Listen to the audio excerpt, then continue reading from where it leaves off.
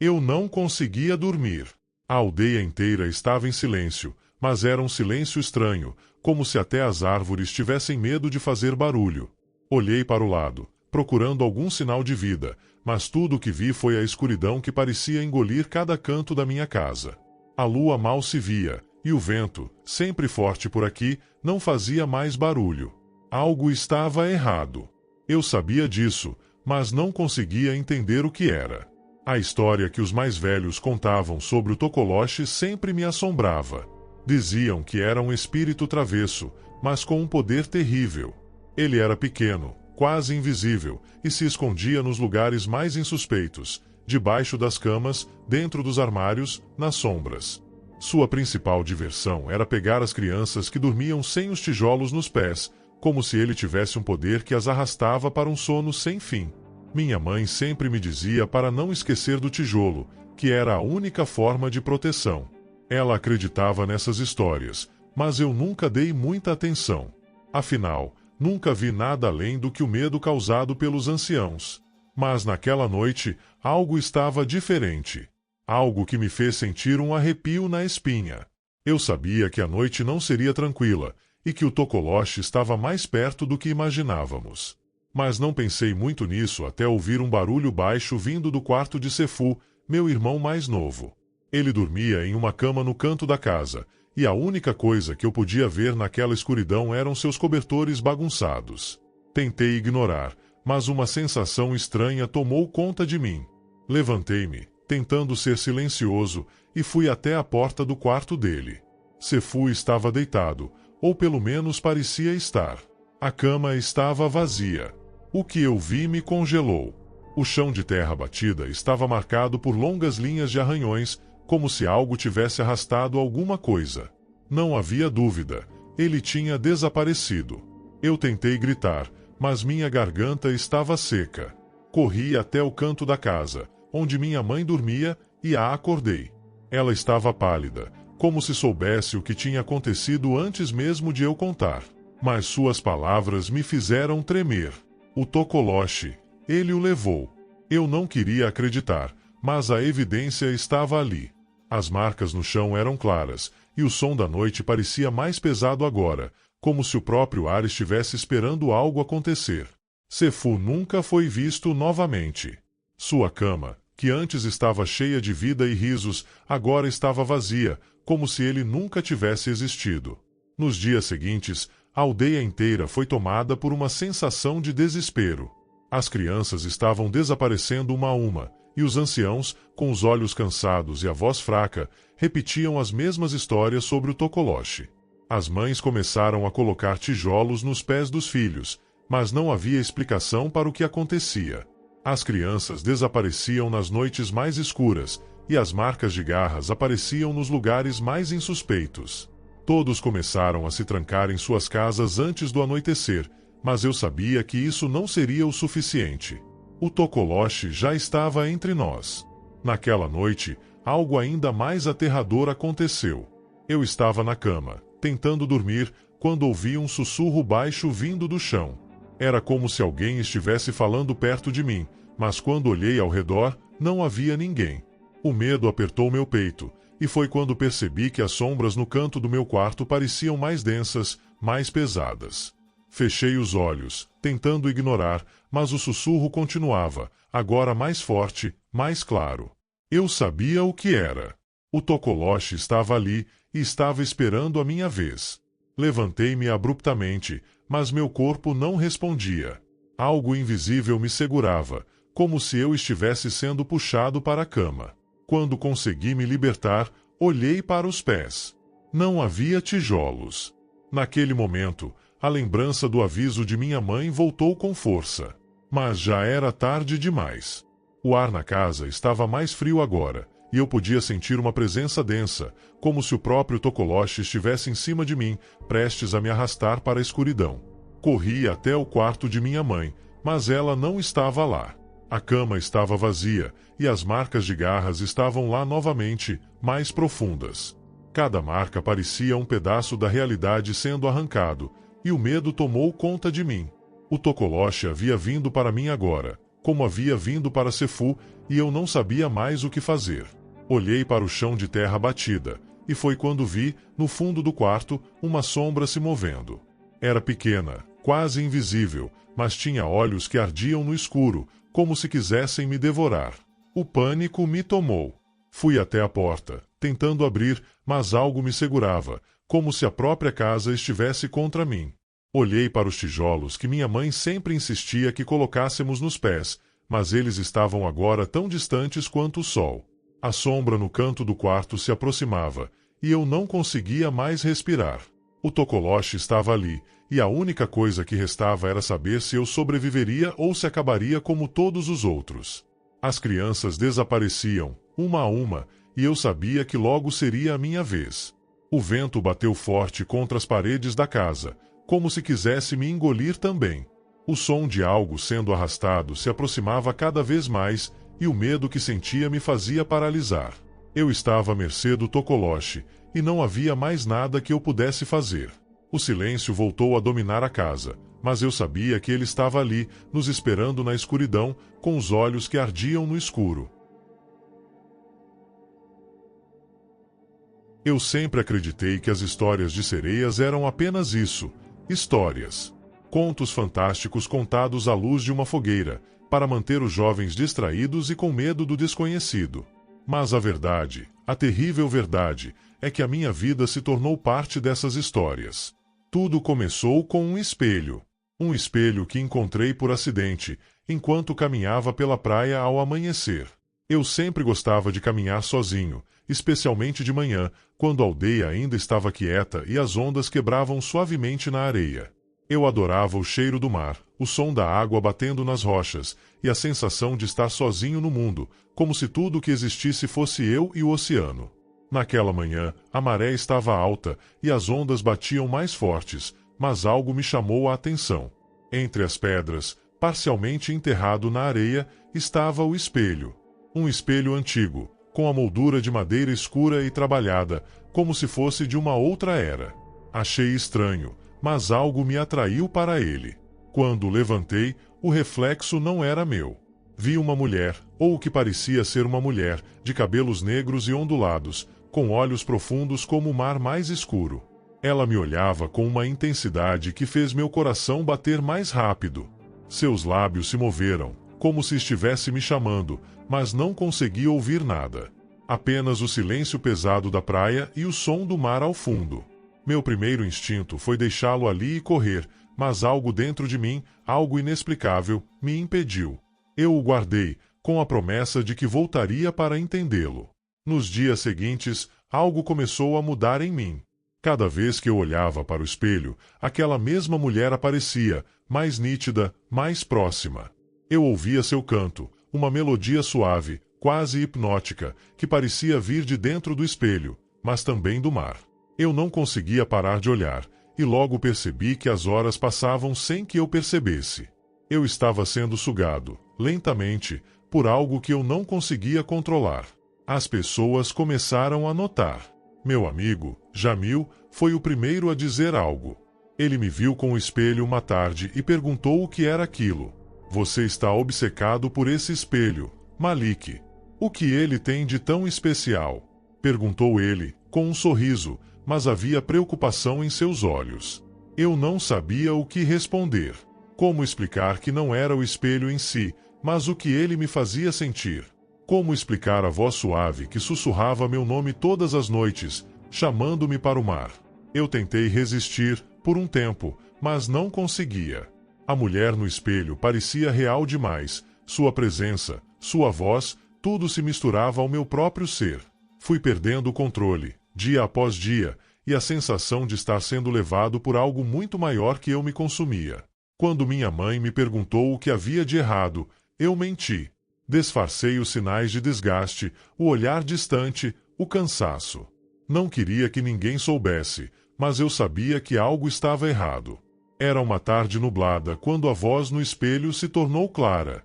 Eu estava sozinho na minha casa, olhando para a água tranquila refletida na superfície do espelho, quando ela falou.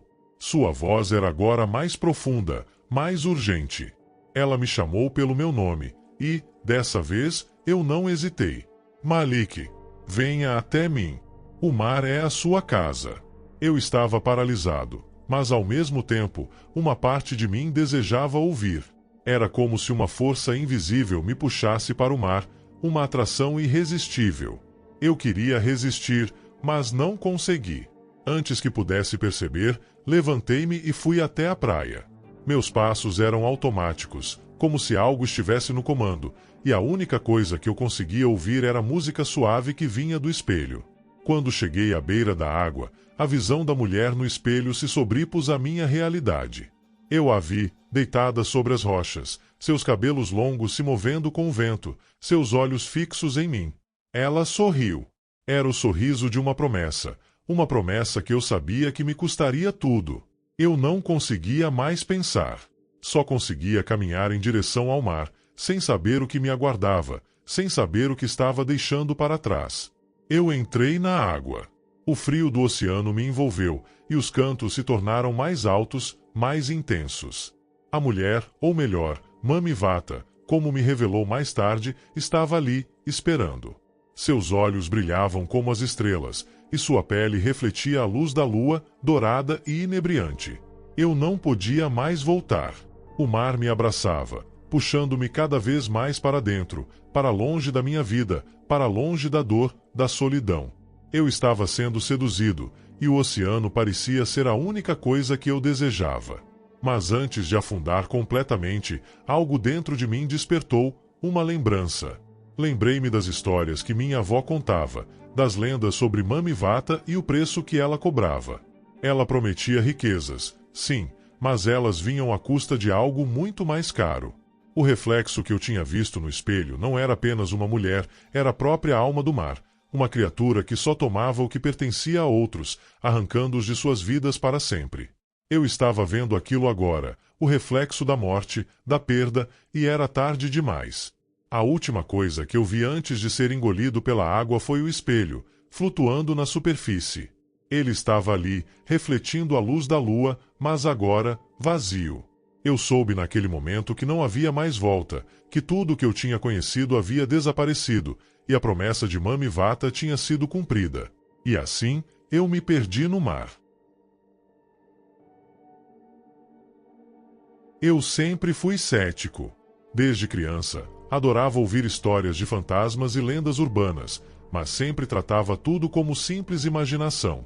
Até que algo aconteceu, algo que me forçou a repensar tudo o que eu achava que sabia sobre o mundo e as sombras que habitam à margem da realidade. Era uma noite quente de verão quando pela primeira vez percebi que algo estava errado. Eu estava em Marrakech, na cidade velha, caminhando pelas vielas estreitas que se perdiam entre mercados e lojas de especiarias. O calor era sufocante, mas o som do vento batendo nas cortinas de tecido das lojas me trazia uma sensação de calma, até que comecei a sentir que alguém me observava. Olhei ao redor, mas não vi nada além das sombras que dançavam nas paredes. Deve ser a cansaço, pensei, mas aquela sensação não desapareceu. As semanas seguintes foram marcadas por uma crescente inquietação. A cada noite, eu sentia aquela presença mais próxima. Era como se alguém estivesse sempre atrás de mim, e quanto mais eu andava, mais intensa ela se tornava. Os locais não mudavam. Eu estava na mesma cidade, mas parecia que eu nunca realmente deixava os becos onde aquelas sensações começaram. Eu tentava ignorar, mas aquela sombra estava se tornando parte da minha vida. Foi então que conheci Yasmina. Ela apareceu no café onde eu costumava me sentar para escrever, com um olhar perdido e uma aura de mistério. Seus olhos eram grandes, e sua pele, tão suave quanto o algodão. Quando ela me olhou, uma sensação estranha se apoderou de mim. Seus lábios se moveram, e a voz doce, quase hipnótica, perguntou: "Você também sente que está sendo seguido?" Fui tomado por um calafrio, como se ela tivesse lido minha mente. Ela parecia saber exatamente o que estava acontecendo comigo. Antes que eu pudesse responder, ela sorriu. Aquele sorriso, suave, mas com uma pitada de algo sinistro. "Eu posso ajudar você, se quiser", disse ela, e na hora, uma parte de mim sabia que devia ficar longe dela. Mas algo em sua voz, em sua maneira de ser, me impediu de virar as costas e sair. Em vez disso, eu acenei com a cabeça e aceitei a proposta. Naquela noite, ela me levou pelas ruas da Medina. A cidade parecia mais escura, o silêncio mais pesado. As vozes ao longe desapareceram, e só os sons dos nossos passos preenchiam o ar. Foi quando ela falou sobre Aisha Kandisha, a mulher que todos temiam nas lendas. Aisha, segundo Yasmina, não era humana. Era uma criatura que se alimentava dos homens, com sua beleza hipnotizante e voz doce. E, uma vez que ela escolhia sua vítima, não havia escapatória. Ela vinha todas as noites, invisível para a maioria, mas impossível de ser ignorada por aqueles que estavam marcados. Yasmina me contou que a cada noite, Aisha seduzia os homens e os conduzia para becos escuros, onde seus pés, transformados em cascos de cabra, ecoavam o último som que a vítima ouvia antes de sucumbir. "Você já ouviu isso?" perguntou Yasmina, olhando para os lados como se tivesse medo de ser vista. Eu balbuciei que sim, mas não sabia o que era. Aquela noite, algo mudou em mim. Eu não sabia o que era real e o que não era. Comecei a me sentir ainda mais observado, e logo percebi que não estava sozinho, não importava onde fosse. Cada vez que virava uma esquina, sentia os passos de alguém me seguindo. A sensação era incontrolável, como se estivesse sendo guiado para algo ou alguém. Eu comecei a gravar tudo. Eu sabia que as pessoas achavam que eu estava perdendo a cabeça, que estava sendo paranoico. Mas as gravações, aquelas noites, eram minhas únicas provas de que algo muito sombrio estava acontecendo. Uma noite, quando já estava começando a perder a esperança de que poderia escapar disso, a gravação que fiz mudou tudo. Eu estava caminhando pela rua, sentindo aquele arrepio familiar, e decidi apertar o botão de gravação. Naquele exato momento, os cascos começaram a ecoar no fundo, suaves, mas certeiros, como se algo ou alguém estivesse se aproximando. Minha voz na gravação estava tensa, minha respiração mais rápida. Eu estava tentando manter a calma, mas não podia evitar. De repente, a minha voz, quase um grito, soou com uma intensidade que eu nunca tinha ouvido de mim mesmo. Os cascos estão batendo no chão de novo. E, no instante em que terminei de gritar, o som parou. Não se ouviu mais nada. Mas eu sabia que estava em perigo. Na manhã seguinte, a gravação desapareceu. Não havia vestígios dela em nenhum dos meus dispositivos. Eu corri até os técnicos, mas ninguém conseguiu explicar o que havia acontecido. E então, percebi que não era só a gravação que estava desaparecendo. Tudo estava se tornando nebuloso. As ruas que eu conhecia estavam mudando, os rostos das pessoas se distorcendo e a cada noite, mais perto ela chegava. Eu não sabia mais se estava sonhando ou acordado. Cada passo que eu dava, sentia os cascos mais perto, mais altos. Eu comecei a perceber, lentamente, que ela não me seguia mais pelas ruas. Ela estava dentro de mim, em meus pensamentos, na minha respiração. Cada noite, era como se ela estivesse me convidando a seguir em frente, a caminhar mais profundamente em sua teia. Na última noite que passei em Marrakech, eu sabia que algo estava prestes a acontecer. Eu estava em uma rua estreita e os cascos estavam mais próximos.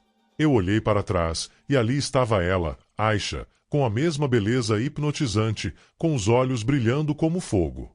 Sua voz estava no ar, como um sussurro que vinha do fundo do abismo. Mas não houve fuga. Ela me alcançou. Não sei como, mas sei que não há mais volta. Tudo o que restou foi o eco dos cascos no silêncio da noite, e uma gravação final que nunca poderei ouvir novamente. A chuva estava torrencial naquela noite. O tipo de tempestade que parecia querer engolir tudo à sua frente, com trovões que rachavam o céu e raios iluminando a cidade em flashes cegantes. Eu estava na sala de emergência do hospital. A rotina nunca era fácil, mas naquela noite parecia um pouco mais pesada, como se o ar estivesse mais denso.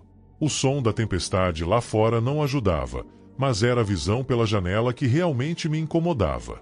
Aquelas aves, enormes, quase pareciam sombras dançando entre os relâmpagos. Eu tentei ignorar, como sempre fiz, mas algo me dizia que aquelas aves não pertenciam à tempestade. Eu sempre fui cética, principalmente quando o assunto era lendas e histórias contadas por pacientes nervosos.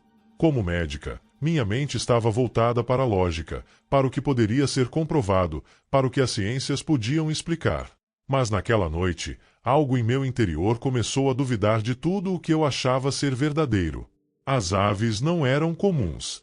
Eu as vi novamente, no meio da chuva, os olhos delas brilhando com uma intensidade que me desconcertou. Eram maiores do que qualquer ave que eu já tivesse visto, com asas negras que pareciam rasgar o ar. Elas não eram pássaros normais. Eram impundulu, como me contaram uma vez, criaturas míticas de outras partes do continente, que serviam aos feiticeiros e se alimentavam de sangue. Tudo começou quando uma paciente chegou ao hospital com o olhar perdido, seus olhos vermelhos e o corpo tremendo. Ela estava falando sobre essas aves, mas ninguém acreditou nela. Ela falava sobre as impundulu, como se soubesse o que estava acontecendo, como se fosse a próxima a ser marcada. A história parecia absurda, mas a verdade é que ninguém conseguiu explicar as feridas no corpo dela, nem o sangue que vazava de seus poros. Quando ela desapareceu na noite seguinte, o medo se espalhou como fogo. Não era a primeira vez que alguém sumia, mas naquela noite algo se sentia diferente. Eu não sabia ainda, mas aquilo era apenas o começo. Foi quando eu decidi gravar o que vi naquela noite. Eu estava na sala de descanso do hospital, e a tempestade continuava lá fora. A janela estava embaçada, mas eu podia ver algo se movendo no céu. As aves. Elas estavam lá novamente, voando entre os relâmpagos. Eu sabia que não era apenas a tempestade brincando com a minha percepção, aquelas criaturas eram reais. Eu peguei meu celular e comecei a gravar, sem saber o que eu esperava capturar. Eu só sabia que precisava registrar aquilo, para mostrar que não estava louca, que aquilo não era apenas uma alucinação. As aves batiam suas enormes asas contra o vento, e o som parecia penetrar o vidro da janela. O barulho de seus cascos no vento cortava a tempestade, e eu percebi que, à medida que elas voavam, o ambiente parecia mais pesado, como se a própria natureza estivesse se curvando à vontade delas. A gravação durou poucos minutos, mas parecia uma eternidade. Eu assistia, hipnotizada, ao que estava acontecendo. Quando o último raio iluminou o céu, as aves desapareceram, e a tempestade acalmou de forma inexplicável. O vento cessou de repente, e tudo ficou em um silêncio absoluto. Eu desliguei a câmera, ainda atordoada, e olhei pela janela.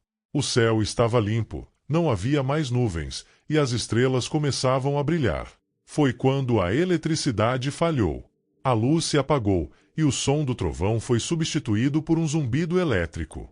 Meu coração disparou, mas eu estava mais preocupada com a sensação de que havia algo mais ali, no ar, ao meu redor. Algo que não pertencia àquela noite. Antes que eu pudesse me levantar, um clarão iluminou a cidade inteira, mais intenso que qualquer raio que eu já tinha visto. O som de um estrondo tão forte me fez cair no chão, e tudo ao meu redor tremeu. A luz voltou brevemente, mas antes que eu pudesse processar o que estava acontecendo, um relâmpago atingiu minha janela, e a explosão de energia foi tão intensa que eu senti meu corpo ser lançado para trás. O último som que ouvi foi o vidro estilhaçando, seguido de um silêncio absoluto. Quando acordei, estava deitada no chão da sala, com a sensação de que a realidade estava distorcida. A tempestade já havia passado, e tudo parecia irreal. Eu ainda estava viva, mas algo estava muito errado. A luz estava apagada, mas a sensação de uma presença ainda persistia no ar. Eu me arrastei até a janela, e ali, no fundo do meu campo de visão, vi algo que me fez congelar. O céu estava limpo, mas havia algo na paisagem que não deveria estar ali. Era uma sombra enorme, escura como carvão, e eu sabia o que era. As impundulu. Elas estavam lá, esperando, observando, e a sensação de estar sendo observada era esmagadora. Eu não sabia o que fazer, mas sabia que não podia ficar ali. Eu corri para o corredor do hospital, tentando encontrar alguém, qualquer pessoa. Mas tudo estava vazio. Não havia sinais de vida em lugar nenhum. O medo se instalou no meu peito. Eu estava sozinha. Quando consegui sair para a rua, a cidade estava estranhamente silenciosa. A chuva tinha cessado, mas a umidade ainda pairava no ar. Foi quando encontrei o meu celular, em uma das ruas próximas. Eu sabia que deveria ter sido destruído durante o impacto, mas ele estava ali, intacto, com a gravação ainda intacta. Eu sabia que havia algo de errado, mas não conseguia entender. Tudo parecia se encaixar, como se estivesse seguindo um caminho sem volta. Antes de poder olhar a gravação mais uma vez, o celular apitou. Um novo vídeo havia sido enviado para mim. Era uma gravação que eu não lembrava de ter feito. Eu abri, e a voz que ouvi me fez quase cair de joelhos. Era minha própria voz, dizendo: eles estão vindo, eles não vão parar. Eu vejo os cascos batendo no chão. E depois, um som baixo, como se algo estivesse se aproximando. Os cascos. A gravação foi cortada, mas eu sabia o que isso significava. Eu sabia que o que eu havia presenciado era real, e que as Impundulu não estavam apenas em minhas gravações. Elas estavam vindo para mim. Foi numa manhã abafada de agosto que eu soube da morte de Tundi. O calor na cidade de Ibadan parecia mais insuportável do que nunca, como se o próprio ar estivesse pesado com o sofrimento. O bebê tinha apenas 3 meses, e a notícia, quando chegou, parecia irreal, como algo que você ouve sem realmente entender. Eu estava em casa, cuidando de minha irmã, quando minha mãe apareceu com o rosto pálido, os olhos sem brilho. Ela não precisava dizer nada. Eu já sabia. Tundi não estava mais ali. Algo dentro de mim morreu naquele momento, mas a dor, ainda que terrível, não me pareceu o suficiente. Eu não sabia como me despedir de um ser tão pequeno, tão inocente. Eu não sabia o que deveria sentir. O enterro aconteceu rapidamente. O corpo de Tundi foi envolto em um lençol branco, sem cerimônia, e foi enterrado sob o chão de terra. Minhas mãos tremiam enquanto colocávamos a terra sobre seu caixão, mas o que me deixava mais perturbada não era a perda, era a minha mãe. Ela estava distante, fria, quase vazia. Eu podia ver o sofrimento nela, mas não conseguia sentir da mesma forma. Não naquele momento. O que aconteceu depois, no entanto, foi o que me arrancou a sanidade. As semanas seguintes foram uma sucessão de dias em que a vida simplesmente continuava, como se a morte de Tundi fosse algo que pudesse ser apagado com o passar do tempo. Minha mãe não conseguia dormir direito, e eu comecei a reparar em algo estranho nela. Ela passava horas na frente do espelho do banheiro, falando baixinho, murmurando palavras que eu não conseguia entender. Eu tentei perguntar o que ela estava fazendo, mas ela apenas dizia que estava conversando com o Tundi. No começo, achei que fosse apenas uma maneira dela lidar com a perda, algo insano, mas que as pessoas às vezes fazem para enfrentar o luto. Mas logo percebi que havia algo muito mais profundo acontecendo. A mudança em minha mãe foi gradativa, mas muito real. Ela começou a se afastar de todos nós, a se perder cada vez mais nas conversas com o espelho, até que um dia, em um surto de riso que me fez gelar a espinha, ela olhou para mim e disse: "Ele está aqui comigo, ele me conta tudo." Sua expressão era vazia, os olhos sem vida, mas as palavras eram tão claras que me senti enjoada. Tundi não estava ali. Ele estava morto. Mas minha mãe estava começando a perder a noção disso. Eu sabia que havia algo errado, mas não conseguia entender o que estava acontecendo. Foi então que ela começou a dançar. Na noite em que a vi pela primeira vez, nua e dançando no meio da rua, eu quase não conseguia acreditar no que meus olhos estavam vendo. Era como se tivesse sido possuída por algo, um espírito que se apossou de seu corpo e a fez fazer coisas impossíveis. Ela rodopiava, girava como uma sombra no meio da rua, completamente alheia ao mundo ao seu redor. E o mais aterrador era que ela sorria. Ria para as estrelas, como se estivesse falando com alguém que só ela pudesse ver. Eu corri até ela, chamando seu nome, mas ela não me ouvia. O riso dela era incontrolável, insano. Quando consegui tocá-la, ela parou de repente e olhou para mim com os olhos mais vazios que eu já vi. Então, com a voz mais calma, ela disse: "Tundi está aqui. Ele quer que eu dance para ele."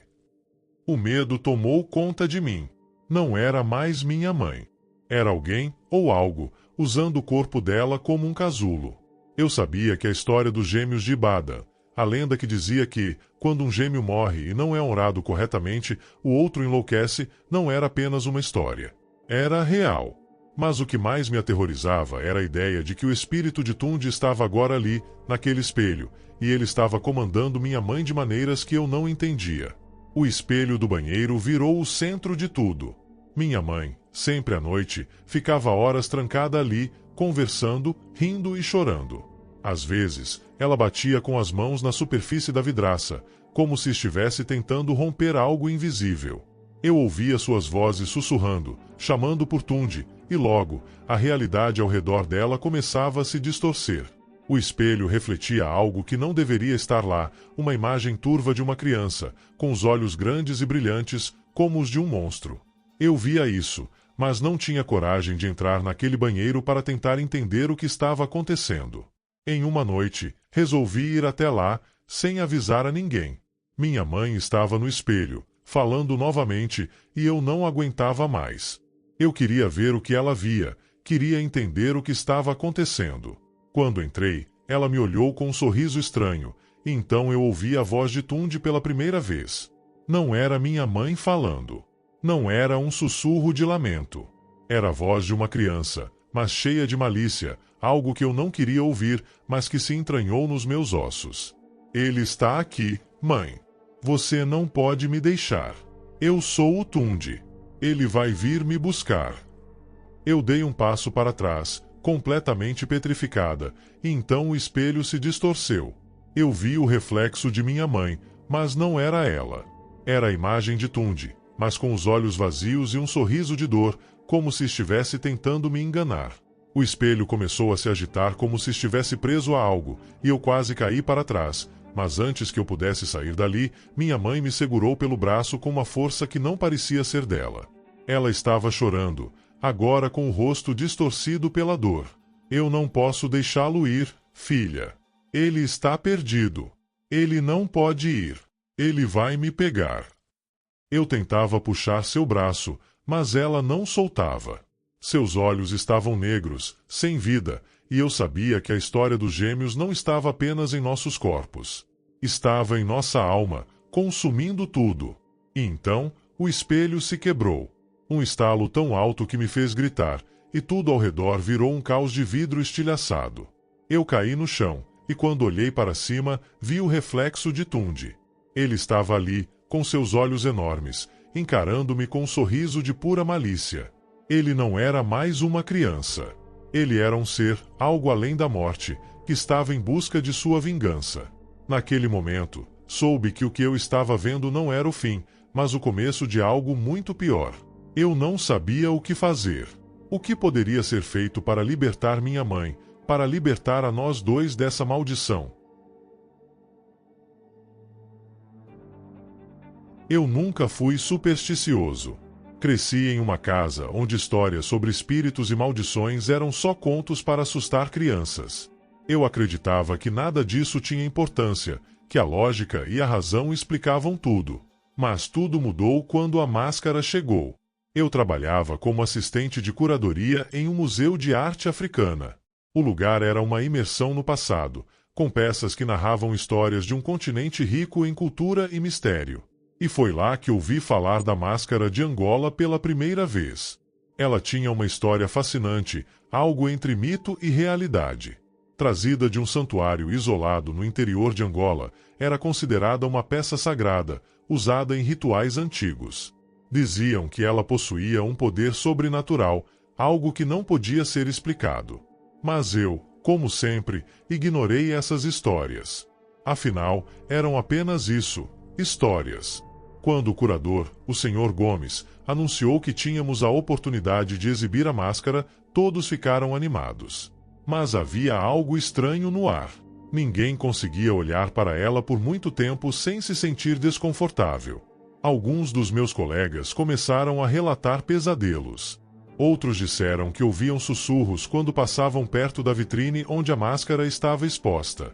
E, claro, todos riam disso. Até que as coisas começaram a piorar. Certa noite, o curador desapareceu. A sala onde ele trabalhava estava trancada por fora, sem sinais de arrombamento. Quando finalmente conseguimos abrir a porta, o que encontramos foi algo que eu nunca poderei esquecer.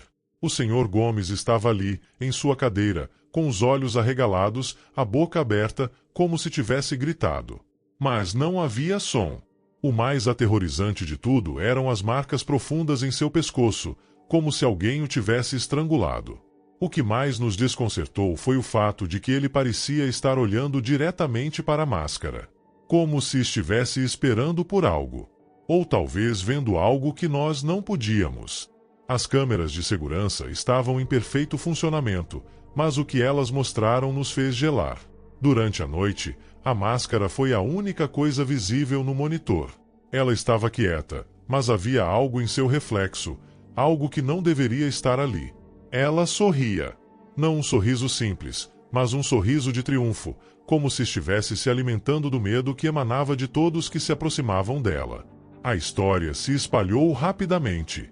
Algumas pessoas acreditavam que o curador havia enlouquecido. Outros disseram que ele estava envolvido com forças além da compreensão humana. Mas algo dentro de mim me dizia que havia algo mais, algo que eu não estava vendo, mas que era muito real. A máscara havia tomado alguma forma de controle sobre ele. Ou talvez tivesse feito mais. Os pesadelos começaram na mesma noite. Eu fui a primeira a ter o meu. Acordei suada, o coração disparado, com o pescoço ardendo como se tivesse sido apertado. Lembrei-me da sensação, da pressão nos meus ombros, da sensação de que algo estava me observando, esperando para me pegar. Na manhã seguinte, notei algo ainda mais perturbador, marcas no meu pescoço. Ninguém comentou, mas todos sabiam. Um a um, os membros da equipe começaram a desaparecer ou a se comportar de maneira estranha. As visitas à exposição aumentaram, mas sempre havia aquele clima de desconforto. Pessoas se afastavam mais rapidamente da máscara, como se fosse algo a ser evitado. Mas foi quando o diretor da instituição decidiu fazer uma entrevista ao vivo sobre a máscara que a verdadeira loucura começou. Ele foi claro e direto, explicando a história da peça e suas origens. Porém, no meio da gravação, a câmera falhou. Tudo ficou preto por alguns segundos, até que o diretor, em pânico, pediu ajuda. Quando as imagens voltaram, a máscara estava em primeiro plano na tela, e seu sorriso estava mais amplo. Não havia ninguém na sala, apenas ela. O diretor estava tremendo, mas ele não conseguia se afastar. Sua expressão de medo foi algo que jamais vou esquecer. A sala foi esvaziada rapidamente, mas o diretor não resistiu ao que quer que fosse que ele tivesse visto. Ele nunca foi encontrado. E as câmeras, mais uma vez, mostraram apenas o reflexo da máscara. No monitor, ela parecia ainda mais viva, mais feliz. Eu sabia que eu era o próximo. Sabia que a máscara estava se aproximando de mim, mas algo dentro de mim, algo que eu não queria admitir, me fez voltar. Eu precisava entender. Por que eu? Por que nós? Foi um erro ir lá novamente, mas a curiosidade e o medo se misturaram de uma forma que me impulsionaram até a sala. Quando entrei, as luzes piscavam. O silêncio era absoluto, como se o ar estivesse denso e parado, esperando que eu fizesse o próximo movimento. Olhei para a vitrine, e lá estava ela. A máscara, com seu sorriso torto, olhando diretamente para mim. De repente, algo estranho aconteceu. As paredes pareciam se fechar, e eu senti como se fosse invadido por uma força que me fazia perder o controle. Eu tentei afastar meus olhos dela, mas não conseguia. O reflexo no vidro parecia me chamar, e eu senti as mãos geladas me tocarem o pescoço, apertando com força. Tentei gritar, mas minha voz não saía. Era como se a máscara estivesse dentro da minha mente, me controlando, me forçando a olhar, a ver o que ela queria me mostrar. E então, de repente, eu vi. A máscara não sorria apenas para mim. Ela sorria para todos. Todos os que haviam sido tocados por ela. Todos os que haviam cruzado seu caminho. Ela os consumia, um por um, até que não sobrasse mais nada além de uma marca, um reflexo e um sorriso. Eu nunca mais consegui sair de lá. Não fisicamente, pelo menos. O que restou de mim ficou preso, encarando a máscara que, por algum motivo, ainda sorri. E no fundo, sei que ela está esperando. Ela sempre estará esperando. Para o próximo que ousar olhar.